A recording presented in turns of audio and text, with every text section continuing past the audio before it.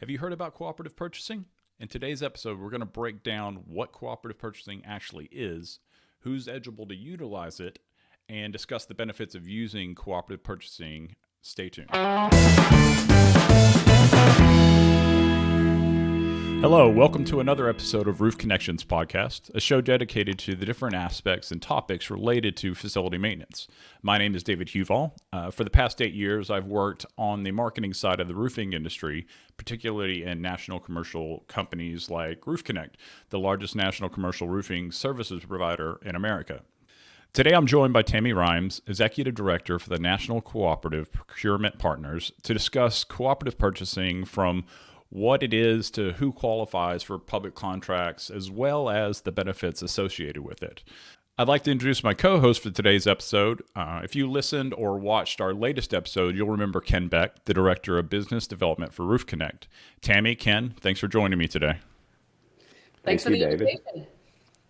Well, I'll start with you, Tammy. Sure. Let's go in a little bit about your background. People may not know who you are or who the National Cooperative Procurement Procurement Partners. That is an easier way to say that is NCPP. Yeah. How's that? Yeah, that's great. So tell us a little bit about the NCPP and about your background. Sure. Well, before NCPP, just to give everybody a little bit of background on me, I was 26 years with the city of San Diego and the last 5 as the purchasing agent in the city. As many of you may not know, is the 9th largest city in the nation. And I was over the purchase of commodities, services, and all construction for the city. Since I retired, I've now become Executive Director for the National Cooperative Procurement Partners, also known as NCPP, which is North America's premier association for cooperative procurement. We have members who are cooperative organizations, strategic suppliers like RoofConnect who hold cooperative contracts, and just as importantly, public procurement and government employees who use cooperative contracts. Oh, that's right. So you've got a vast experience there. Sure. Can I jump in and ask a question? Of course. So, just curious, Tammy, when you left the city of San Diego, I know you use cooperative contracts there quite a bit. So what convinced you to stay in that vein and work with NCPP? Sure. And so one of the key benefits for a cooperative contract for any organization looking at them is that it's an already solicited contract. So many of us who look at government purchasing, number one complaint, it's so slow. Everybody gets frustrated. The suppliers get frustrated. The customer departments like facilities and public works gets frustrated. Even purchasing, we get frustrated. It's just a long, cumbersome process. But it's in place to ensure transparency, open competition, and just to make sure all the rules are followed. The key benefit cooperatives offer is that process, it's already been done for you. So that awarded contract is ready to go. You can, and the term is piggyback on that contract and use it for the services that you need. One of the key reasons that purchasing teams use cooperatives is to collapse the time frame for that solicitation process. The other key benefit is that you, as big as my city was, and right up the street is the city of Los Angeles, they also use a lot of cooperative contracts because we can leverage our spend. So I'll take my spend along with whoever else is using that contract, and by leveraging that, we drive the prices down for everyone. I mean, that's why many of you in your personal life, you go to Costco, you go to Sam's Club, because you go to these big places to leverage the pricing. So now you can do it for government purchasing as well. Okay, fantastic. Thank you. You're welcome. Yeah, that's great. So going back to kind of step back a little bit, who all is eligible for cooperative purchasing? Who's eligible to participate in public bidding? Yeah, most public agencies can. There are a few out there that cannot, but it's usually legislatively mandated they can. On the whole, most cities, counties, townships, Agencies such as airports, transportation districts, states, as well as universities and colleges all have the capability to use cooperative contracts. Now, that doesn't mean that they can just piggyback on a contract and go on down the street. There's still some due diligence that's needed. So in CPP, to help in that due diligence, we actually created a roadmap to a cooperative procurement strategy. It's an easy to pull down roadmap off our website. And it's where we went out to public professionals across the nation and said, okay, so you're thinking about using a cooperative. Do you have a checklist? What are the questions you ask about the cooperative, about the contract, about the supplier? There's still some due diligence needed, but once that part is done, then you can piggyback and start using it. What's really interesting as far as a new trend, and this actually relates directly to RoofConnect, is in the past, a lot of procurement teams were very comfortable using cooperatives for well-defined commodities. Let's think office supplies, furniture, tires, that sort of thing. But in the last few years, the cooperative industry has responded to procurement's need for consulting services, for construction services, for job order contracting. So it is kind of a new area for some to look at, say, roofing by using a cooperative contract, but my gosh, it is the way to go. So I'll use myself as an example. Within the city of San Diego, we have multiple buildings across 220 square miles, which makes up the city of San Diego. And on any given day, although the city doesn't get that much rain, one of them's going to call me and says they have a leaky roof. Well, they're not going to be very excited to hear me say, well, we can put out a bid and maybe in 6 months we can have that roof either refurbished or repatched or completely redone. And they just look at me, 6 months? Are you kidding? It's leaking now. Yep. So where it really comes to the advantage, if you have multiple rec centers, if you're a school system, you can't have kids moved around that leaky bucket or if worse, if it's snow.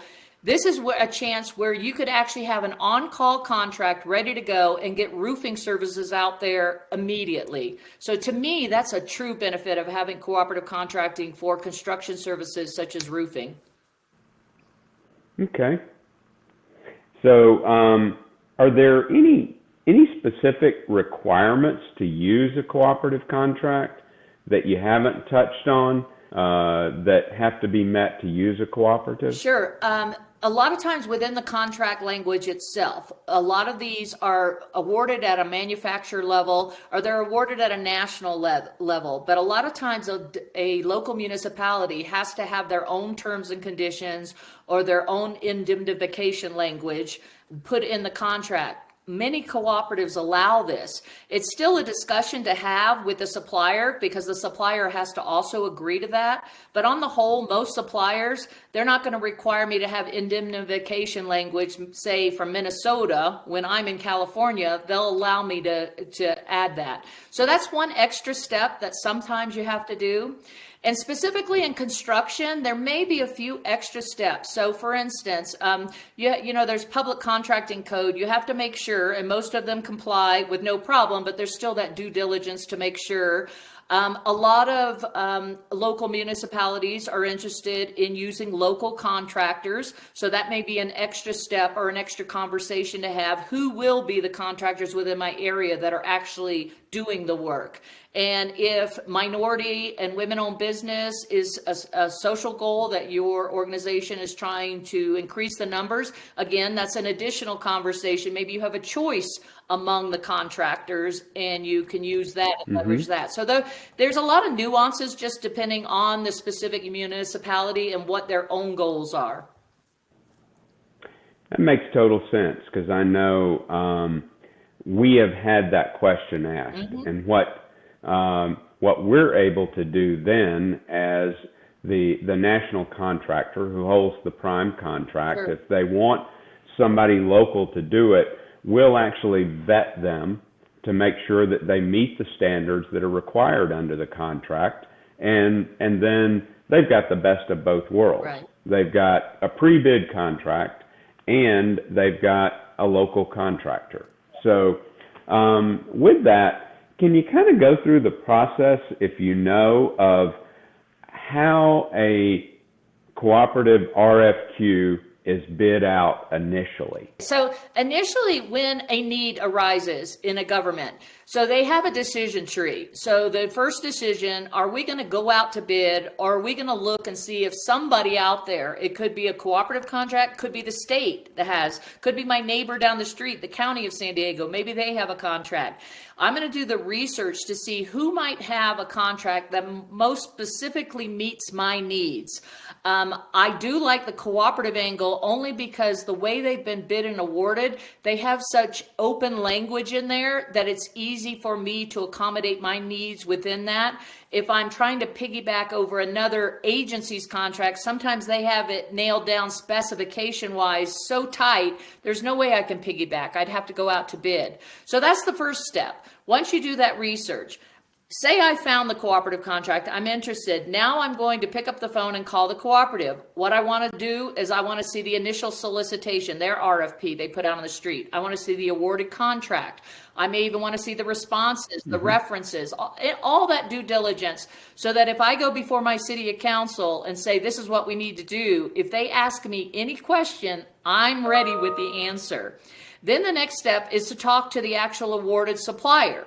And that's where I'm going to give you my needs, nuances, timing, all of those social goals I just mentioned, and see if we can work those in within the contract. And then, of course, we've got to involve the attorney. So now I'm bringing my attorney involved to review everything, and that really slows things down, but that's what we're about. And it's helpful, I will tell you, if you can help educate your assigned attorney about cooperative purchasing. It's not something that they automatically know about, even though it's a concept that's been approved by the American Bar Association. But still, not every attorney knows all the nuances of procurement. So that's also an education step. And then finally, to the end department users. So for instance, roofing is not something purchasing gets involved in. It's going to be my facilities director, my public works director. Those folks are actually handling the facilities. So that conversation and that sort of coordination between those two departments also need to happen.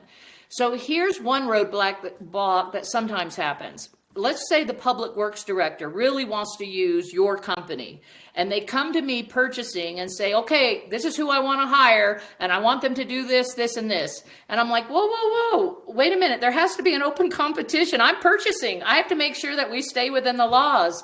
All they have to tell me is they have a cooperative contract, and now you've made me purchasing feel a little bit better. Now I'm going to review that cooperative contract.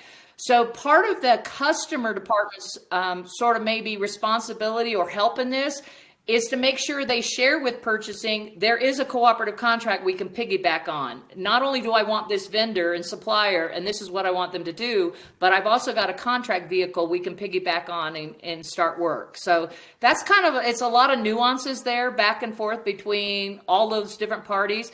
But relatively short time frame, it can all happen within 1 to 2 weeks and be done versus a 6-month bid and award process.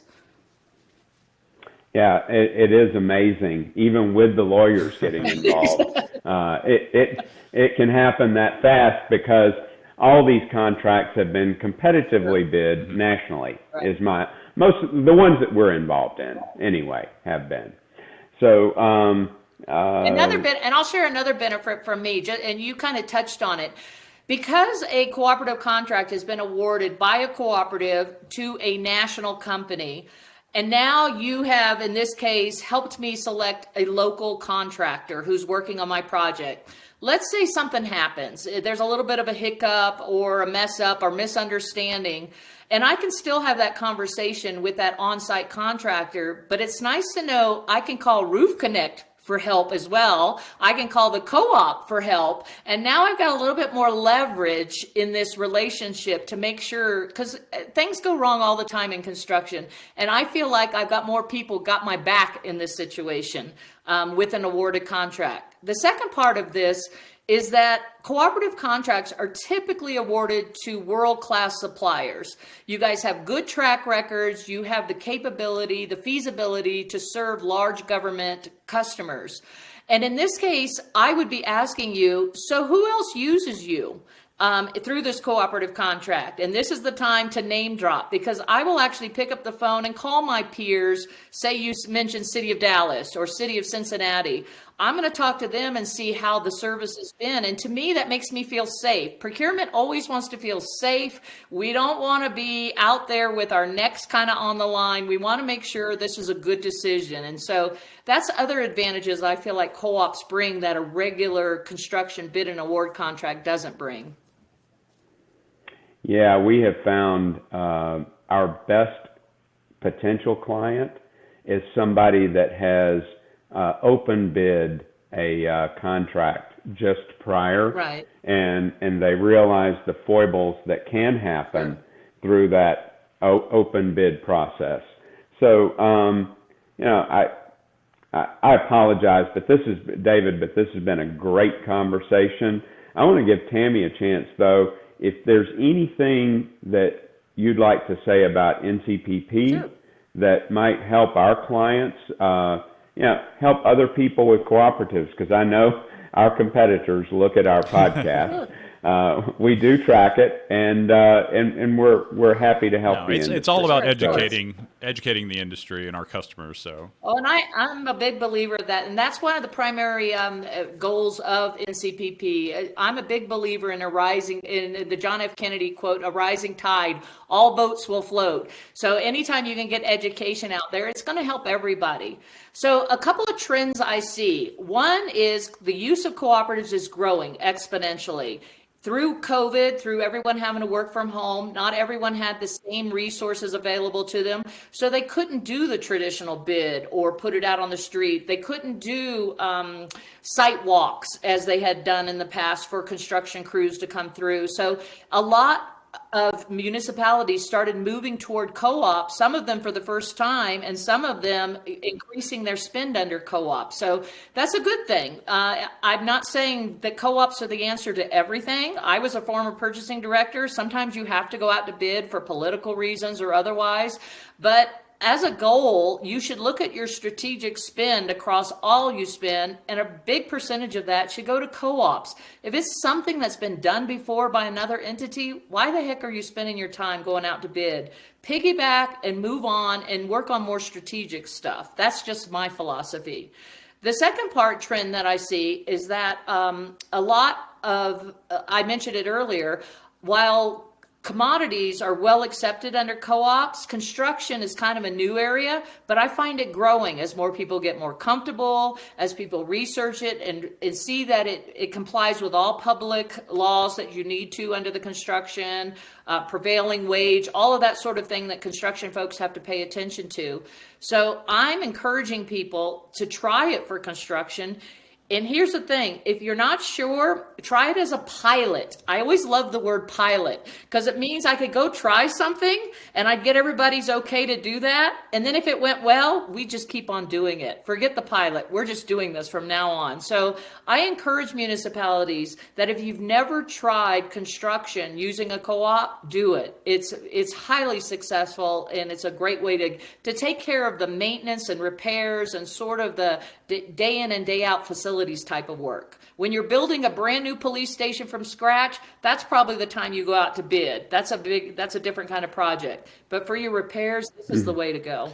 Well, Tammy, we've talked a lot about the benefits of using cooperative purchasing. Are there any challenges that you haven't covered yet that people might need to be aware about? Yeah, primary is lack of education, and it's not so much procurement. Procurement folks know about co-ops. It's when you get out to the attorney, when you get out to the public works director. A lot of times they don't even know, or they're so used to doing it old school way of putting a bid out on the street.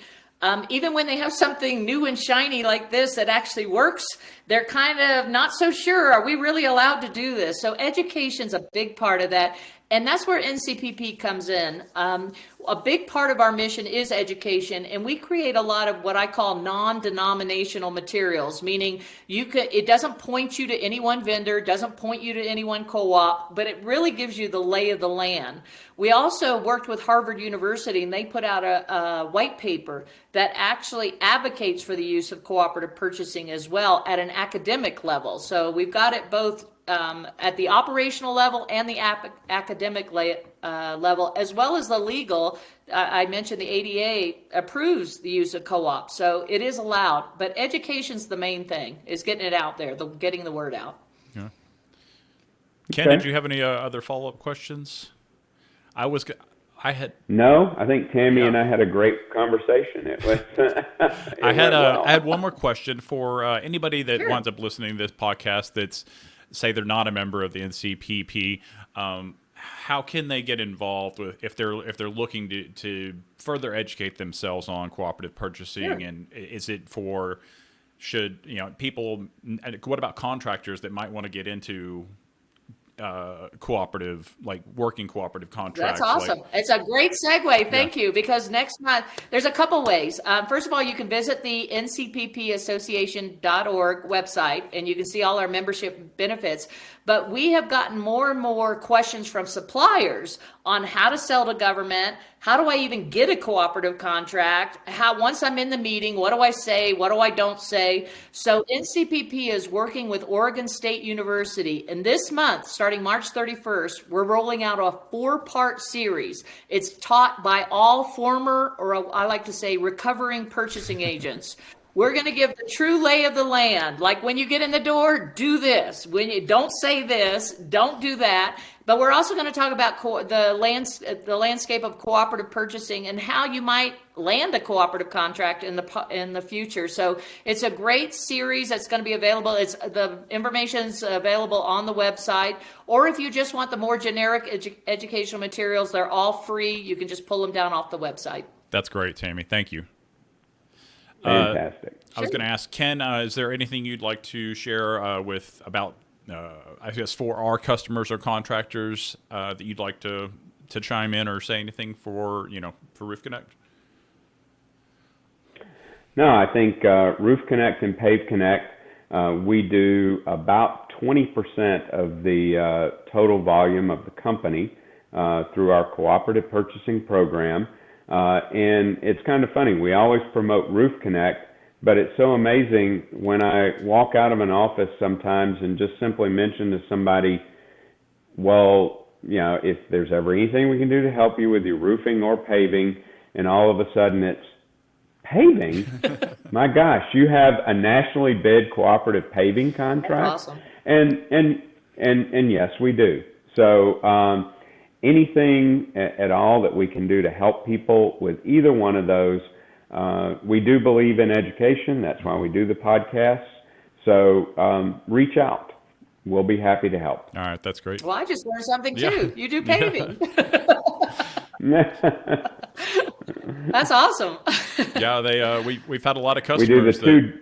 They struggle finding quality contractors in the paving industry. Oh yeah, to redo a parking lot or redo something like that quickly, like before school starts. That's awesome. Mm-hmm.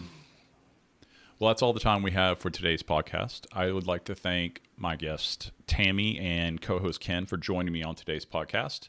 If you'd like more information about the National Cooperative Procurement Partners, you can visit their website at ncppassociation.org. If you'd like more information on RoofConnect and how they can help you in the construction arena, you can go to roofconnect.com. They have a tab on there for public bidding. Just check that out. If you enjoyed today's episode, be sure to check out our other episodes. This is our second season. We've got 9 or 10 episodes now. You can subscribe to our podcast on iTunes, on Spotify, SoundCloud, just about anywhere you download your podcast. That's going to be all for today. Again, my name is David Huval. Thanks for joining us, guys.